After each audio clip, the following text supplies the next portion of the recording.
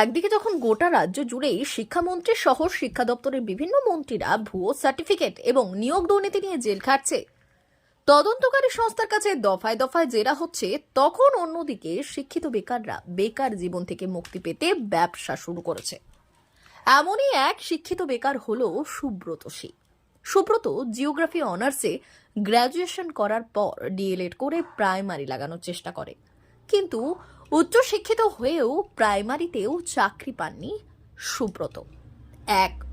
একাধিক form fill up করেছেন তার এই 30 বছরের জীবনে। বাড়ি চন্দ্রকোনায় হলেও মেসে থাকাকালীন মেদিনীপুরে তার পরিচয় গড়ে ওঠে কিছু বন্ধু বান্ধবের সঙ্গে। তার সূত্র ধরেই চাকরির চেষ্টা করে, বৃথা না পাওয়ায় অবশেষে ফুচকার স্টল নিয়ে হাজির হয় শহরের পুলিশ লাইন পার্ক এলাকায়। গত বছর ডিসেম্বর মাস থেকে মহিলাদের স্বনির্ভর গোষ্ঠীর লোন নিয়েছে মায়ের দ্বারা।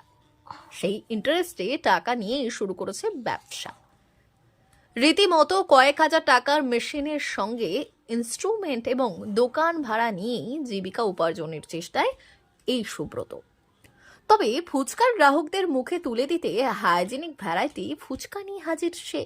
আলুর পুরের ফুচকা তো আছেই, তার সঙ্গে চকলেট ফুচকা, পনির ফুচকা, আইসক্রিম, জেলি ফুচকা সহ প্রায় 8 থেকে 10 ধরনের ফুচকা পাওয়া যাচ্ছে তার কাছে। আর সেই ফুচকা খেতেই ভিড় জমাচ্ছে সন্ধে থেকে কিশোর কিশোরী, তরুণ তরুণী সহ দম্পতিরা। শুধু দোকানেই ফুচকা বিক্রি করছে তা নয়, এরই সঙ্গে সুব্রত চেষ্টা করছে বিভিন্ন উৎসব অনুষ্ঠানে ফুচকার অর্ডার ধরা। না, অনেকদিন থেকে একটা চাকরি তো পায় না, তো বাড়িতে বসেছিলাম। তো একটা ব্যবসা, নতুন কিছু একটা ব্যবসা করবো ভেবেছিলাম। তো কী ব্যবসা করবো ভাবতে ভাবতে ফুচকার উপরে একটা ইউনিক কিছু করতে চেয়েছিলাম। তার জন্য এইভাবে হাইজেনিক বা এইভাবে হাইজেন মেনটেন করে এইভাবে ফুচকার জন্য ভাবলাম। আর জিওগ্রাফি অনার্স করে ডিএলএড কমপ্লিট করেছি। হ্যাঁ, টেটে বসেছিলাম এবারে, কিন্তু টেট কোয়ালিফাই করতে পারি না। কোথায় বাড়ি?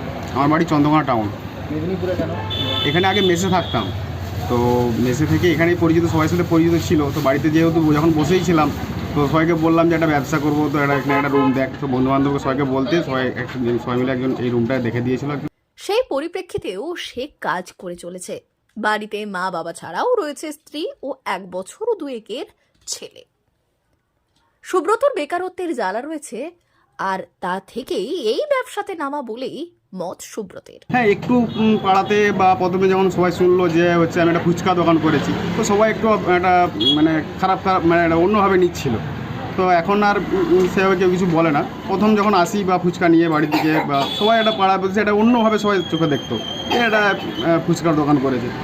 কিছু মনে করতাম না, ব্যবসা সব জিনিস সব কাজই বড়, তো সেভাবে কিছু মনে করি না। D news, Medinipur.